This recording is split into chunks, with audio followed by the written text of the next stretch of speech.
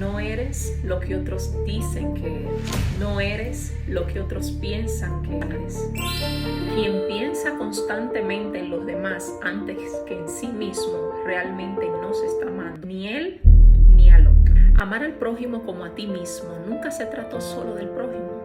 Hay una enseñanza detrás que debes enfocarte en amarte a ti primero para que puedas entonces poder valorar y amar a los demás. Ten la confianza de que tu esencia es única, de que tu personalidad es auténtica y eso te permitirá brillar con la autenticidad que te caracteriza sin importar lo que piensen los demás.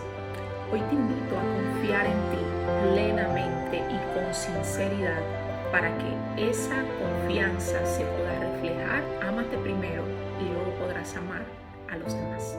Un besote y hasta luego.